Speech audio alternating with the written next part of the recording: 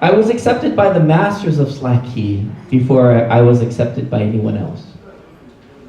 And I learned and I met them all through George Winston.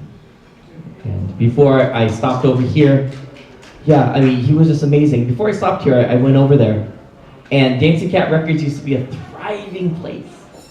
And I walked in there, and there was only one person. And we reminisced about the old times. And I gave them my book. George had, wrote a quote, and I said, if it weren't for George, I wouldn't be here. Because that's how me,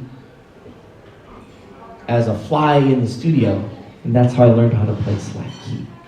When George Kahuku or Dennis Kamakayi, Cyril Pahinui, George Kuo would come to town, I would be that person, getting the coffee, getting the beer, getting whatever they wanted. And as I got older, they said, let's take the boy on the road. And they taught me how to be a roadie. Then they said, hey, he's a teacher, he's pretty smart. So then they had me not only open their shows, but then helping produce and manage. So they had taught me. And so after a while, they would say, all right, we want to go here. We want to go here. Chart it out. Yes, uncle.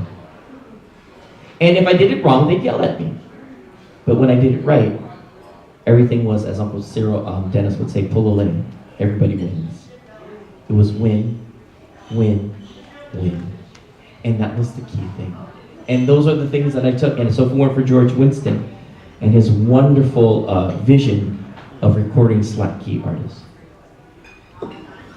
To the slack key students, I know that Les has probably taught you one of my very first songs that I came up with, and it speaks about where my daddy is from. And that's from a place called Kahuku. This is a song called Kahuku Slack Key.